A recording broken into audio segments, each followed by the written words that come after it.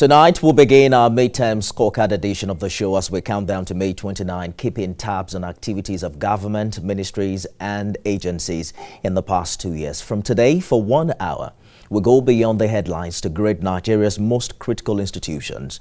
We're holding 3 key players to account on this show. And we'll be probing how Nigeria, for instance, is rapidly increasing its federal allocations and how it's been shared among states. I'll be speaking with the Federal Commissioner, Revenue, Mobilization Allocation and Fiscal Commission, Ekene Enefe. We'll also talk to Nigeria's sole accident investigator across all transport modes. Did you know, for instance, that between October last year and January this year, 300 people have died from fuel tank explosions? And we've had more than 160 incidents in 19 years. Captain Alex Bade Jr. is Director General, Nigerian Safety Investigation Bureau. He joins me to discuss the worrisome development. And then I'll be sitting with Chairman, CEO, Nigerians and Diaspora Commission, Abike Dabiri-Erewa, to examine how the agency has fared in 2 years of Tinubu presidency. Her agency just received some trafficked victims from Ghana and Mali. Fasten your seatbelt, everyone, as we go beyond the headlines. Thanks for joining us.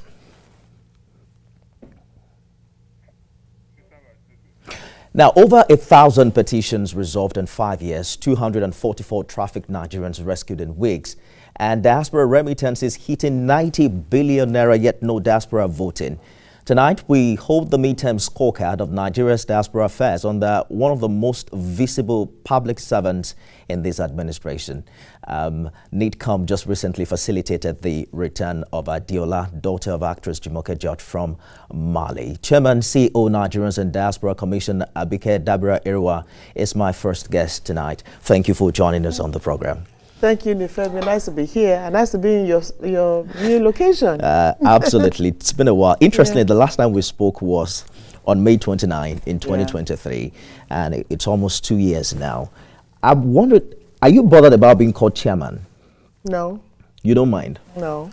You are not one of those who will say, call me chairwoman? No, because that's the title, chairman. That's the title. It has nothing to do with the gender. Absolutely. So let's begin with what we've seen in recent weeks. You have just received 13 trafficked Nigerians from Ghana and Mali. I think 231. 231, yeah. In fact, today, let's even talk about today. There's been a trending story about a Nigerian actress, Jumoke George, who came on the Talk with Bola program, and she was in distress, and she said she hadn't spoken to her daughter for 4 years. Wow. This was just last week, and we're glad that today we received the daughter in our office along with Bola, D.E. Johnson, and it was a very emotional moment. So by now she'll be reunited with her mother, who hasn't spoken to her for 4 years. She was trafficked to Mali, and her story was very touching. A relative, somebody close to her, said, you know what, you go work in a pharmacy in Mali. You get there and they tell you, oh, you've been sold to a madam. And she resisted, had to go to a village, was surviving in the last 4 years, and she said, out of shame, she could not call her mother. But we thank God we brought her back, and I want to thank the acting Nigerian High Commissioner in Mali, Ambassador Ugochime. We worked together on this, and within 3 days, we got her back. We followed these stories very closely, you getting the girls back. But what does it really say about the state of Nigeria's trafficking crisis? Well, you see, like I keep saying, NAPTIP, we were together with the NAPTIP DG a few days ago. It's really, NAPTIP is set up for trafficking. But being in the diaspora, like when they call us for help, we have to intervene. So how to deal with trafficking is NAPTIP that will talk about that. But the key thing is, like this girl said, it's all a lie. And there's always a relative. It's all a lie. Oh, then they paint rosy pictures. It's all a lie. Nigeria you're running away from is better than where you're running to. So really, more massive awareness. But you're in government and you speak closely with NAPTIP. Are you worried about this development? Oh yes, but there should be. Should it be priority for the Tinubu administration? Yes, declare a war against human trafficking. But we need a whole of governance and whole of society approach to the issue of trafficking. It's not something that one agency or just a few can do. Whole of governance, whole of society. This girl now should go out there and tell the world that this is my experience. So more massive awareness, but really it's a very dangerous trend. And it's worse on the West African continent because of the free movement of persons. So ECOWAS really has to take it very, very seriously. You've heard people say that the country is hard, that's why they have to leave. Yeah, but if this girl knew what she was going to, look, with 100,000 naira, if she has a small shop, she's selling something, she'll be fine. So it's the promise of hope with hopelessness. It's about traffickers who are walking about freely and are making money. When she got there, the madam said, "You've been sold to me. You have to pay me 1.5 million naira." You will hear her story. Her videos will come up. I said, "Look at me. I'll pay you this mosquito 1.5 million naira." You know, so thank God she's back. There are many more like that. So it's more about just falling to fake. It's fraud. It's just being a victim of fraud. I understand the role of the society, but there are some who have also said that perhaps what we've seen with the inflation in the past 2 years may have caused some major economic troubles for people and may have contributed significantly to why the numbers like in that regard spike. More awareness needs to, because it is a lie. They're lying to you. What's the point? Okay, these trips cost money. Why would you pay 2 million, 3 million, 4 million to go to this place? They pay for them. That's why the woman said, "You've been sold to me." You pay for it. So why pay for it? So if we work together and let them know that, like this girl now, you see her, I'm sure she'll be fine. She just wants to have a freezer, sell drinks and all that. So it's more of deception, fraud. You celebrated resolving 1,000+ diaspora petitions in 5 years. How many are still pending? No, well, we resolve all. We attend to all. Some we can resolve, some we can't. But we also work with other ministries. For instance, if you say you were defrauded, we have a desk at EFCC. So we have desk at the Ministry of Health. We're supposed to have it every MDA. We have in the Ministry of Industry, Trade and Investment. So basically, all are attended to. Some can be resolved, some cannot be resolved. But the key thing is you have someone to talk to. You have a place to go to. You have somewhere to complain to. So our legal department is actually very, very busy. Detained Nigerians in UAE, deaths in Saudi Arabia. What do you consider the most frustrating NIDCOM case, that you couldn't resolve? Many. We still have Nigerians on death row in Saudi. But you see, the thing is, once they tell you it's their law, take Indonesia, for instance. There were 24 Nigerians on death row. We went there to plead for them, but they said it's our law. 4 have been executed. I don't know whether the rest have been, but there was a change in government, so they're stopping that. So the fact that we feel sorry for these people, but you also wonder why you'll see a sign that says penalty is death, but you still carry the drugs anyway. And the fact that we are not adequately funded is very frustrating. Like this girl now, one had to use personal resources to ensure that you just got it done. If you're waiting, you're applying, you won't get anything done. So funding is an issue. Funding is always an issue. So we have to think outside the box and just see what can be done. You're dealing a lot of times with, let me just say, philanthropic activities. And again, we're calling on Nigerians in the diaspora, to pull resources together. And we want to have the Diaspora Investment Fund working with the Ministry of Industry, Trade and Investment. So now we have been able to stabilize. Nobody can tell me, oh, the diaspora is not significant. They are, like you said, $90 billion in 5 years. And now the CBN just came up with the new, the non-resident BVN. So in the comfort of your home, you can open your account. So under the Tinubu administration, major developments, in the comfort of your home, you can open an account. So more of them will be investing in the country, will be sending money home, and will be easier for them too. Under the Tinubu administration, in the comfort of your home, you can apply for your passport. And those two are very significant. Did I hear you just say NIDCOM is not well funded? Oh, absolutely not. I'm sure we're Is that a Tinubu issue? No, it's a budgetary issue. In fact, it's only this year, under the Tinubu administration, that we got a budget of 4 billion. In 2023, we had 47 million naira capital. So under the Tinubu administration, we got the best budget ever in 5 years, which is 4 billion everything budget. So that's the best we had. We're grateful for that, but we want more. Now, perhaps you should leverage your relationship at the National Assembly. You were once there. Yeah, but when you start afresh, it's not easy. There's a lot of running around to do. You want your office, but I'm glad that despite the challenges, the most important thing is that initially it was like, oh, is the commission necessary? Oh, is it not necessary? But you can't. That is not a debate anymore. The fact that you've put diaspora issues on the front burner, all over the world actually, about 7 countries have come to understudy us at NIDCOM. Well, how are you engaging your diaspora? And they want to do the same thing. So there's so much more to be done, but at least we laid a solid foundation. Despite the 90 billion naira remittances in 5 years, the National Assembly I beg your pardon, rejected diaspora voting again. Do you consider this a betrayal? Well, I would have wished that it happens because the National Assembly will not amend the Constitution every year. And what I thought the National Assembly should do is amend in such a way that it doesn't have to happen in 2027. It is when INEC has the infrastructure.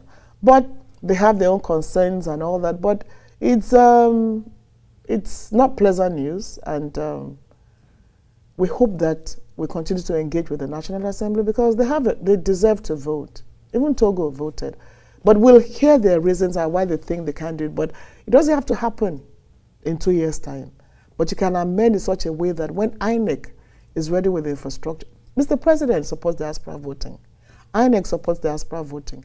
But if the National Assembly does not amend the laws, there's nothing anybody can do. It doesn't look like it's going to happen with this 10th Assembly. How long do you think they have to wait? If it doesn't happen now, when will you be amending the Constitution again? No, I'm saying that you as an insider, you understand the dynamics and the politics of things.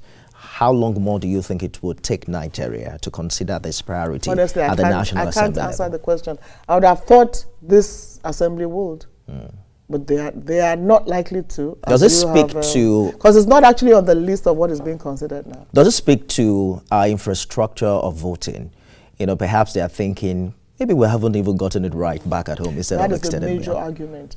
That, is it time? We haven't gotten it right. Do we now add this to the problems that we haven't really solved? So there are arguments for and against. So that's why I'm saying that in the wisdom of the National Assembly, they will take the right decisions on diaspora voting. Let's talk about 2027, because we saw how very active you were in 2023 campaigning for this administration across the country. Looking back, it's going to be 2 years in a few days. Are you proud of the Tinubu administration? Yes. No, I want you to think about it very well. I'll answer yes. You know, the Tinubu administration, I mean, you can see what is happening now. It's been 2 years of, you know, trying to, how do I describe it now? 2 years of trying to get things right. Look, removing the subsidy was tough, but it had to be done. It had to be done. But now you're saying that, you know, things will eventually stabilize. It's going to be rough and tough, but we're going to get there. So you can see that, you know, moving on, that those reforms will be tough, but they had to happen. They had to happen. So as we mark 2 years of this administration, you're going to see things being reeled out. But like people will say, oh, the masses have to feel it. It has to be felt, the welfare of the people. But the welfare of the people is priority for President Tinubu. And that's why he even had to remove the subsidy.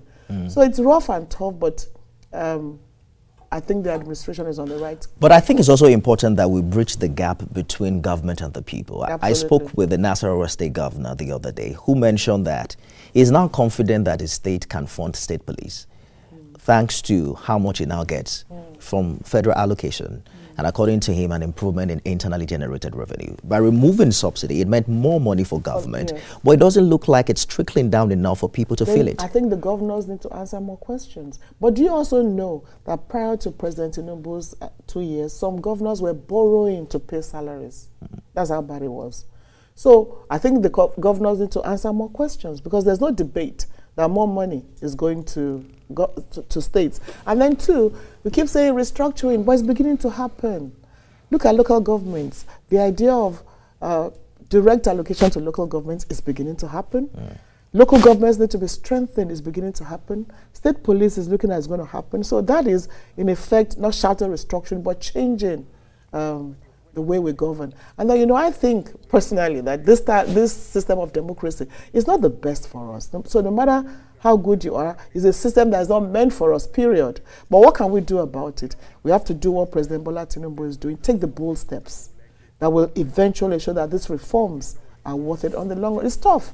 I know what I go through every day. I'm sure you know what you go through every day, you know, having to help people, having to support people. But I believe that because the president knows exactly what he wants to do, and as a man of success in everything he does, he's going to succeed. What do you think will be his campaign strategy in 2027, especially when these issues come up, when people start talking about how much they paid for petrol before he became president, how much they pay for transportation, how much they pay for their groceries and things like that?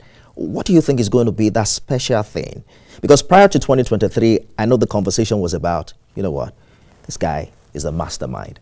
He he did it in Lagos, he can do it in Nigeria. What's going to be the narrative this time? Well, I can't be specific. Let's leave that to the strategists. You have started already, anyways. I thought you were one of them. Well, I'm not supposed to be the one to reveal it. But you're going to see a lot, you know, even in the 2 years of the Tinubu administration. But the most important thing is that he's taking bold decisions that should have been taken many, many years ago. It takes a leader with courage. It takes a leader with conviction to take the bold decisions that Asiwaju has taken. You know, yes, there will be a bit of, criticisms for that, but you have to take those bold decisions. So that he could take those bold decisions is a mark of courage, leadership, and maximum respect. You see what's happening with your colleagues in the PDP moving in droves to the APC. And the conversation is rife as to, there's no difference between both of you guys. APC came in knocking hard on PDP. In fact, till today, your government still talks about the rot that the PDP caused in this country, but you're welcoming them with wide arms. Nobody's forcing them. So if they say, well, we want to come to you. You're not afraid that what happened to PDP will eventually happen to you? Well, I hope not, but here's the thing. They are not being coerced. They are not. But here's the thing. This is an Asiwaju that was in opposition for, I think, 16 years. I was in opposition all my years in parliament. So if they don't want to stay in opposition, you should ask them why. You know, if people like Asiwaju did not give opposition a voice, where will we all be? Well, they said the president is nursing a one-party state ambition. I doubt it. That's not him. Why would they are coming. They're the ones that say, they are the ones that can stay in opposition. So you should ask them why. You can't blame APC for that, and you can't blame the president for that. Or maybe they're saying the president, the kind of leader that they've always wanted. They see in the president a very bold and courageous leader. They see in the president something they didn't see in their party or wherever it was they were before.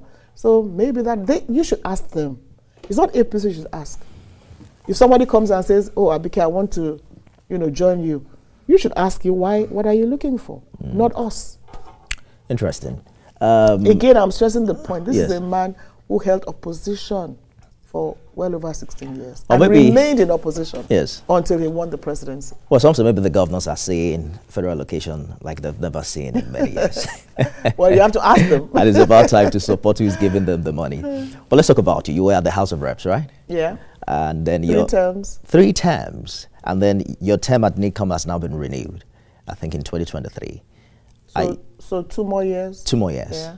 So 2 years. Yeah, 2 more years, like the 4 years of this administration. That 2 years expires when?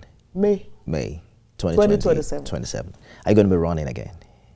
No, you can't run. No, not for NIDCOM, apparently. I'm talking about politics. Are you going to wear your political toga again? Know. You don't know yet? I don't know. You don't know what life has and stuff. You're not planning it? Well, it's not something... Look, this job is very demanding. If you saw me today looking so tired, I've been on my feet since when, it's very demanding. So you can't be doing 2 things at the same time. My policy succeed on what you're doing at this point in time. Let your success, So your strategy for the next level is succeed at NIDCOM so that you can run for Senate or governor? So I can run for Nifemi's position. Who knows? Maybe I can be on that seat. You've been here before. No, but I'm sure you've seen all of that. Yeah, but I miss it. Oh, really? I miss it. So you guys are doing great. So you're probably going to return as an anchor? I don't know. But I can do anything. I can do anything. Abike Dabiri-Erewa, thank you so much for talking to us. Thank you, Nifemi. On the program. All right, we'll take a short break, and when we return, we'll turn our attention to the Revenue Mobilization Allocation and Fiscal Commission. There are a lot of conversation as regards what are governors doing with the increased federal allocation, especially now that subsidy has been removed, and Nigerians really need to feel the impact of all of that, especially in their pockets. I have joining me from Abuja, a federal commissioner of the Revenue Mobilization Allocation and Fiscal Commission, also standing by State Director General of the NSIB, as we turn our attention to what that agency is doing as regards accidents in Nigeria. Stay with us, everyone. Don't go away.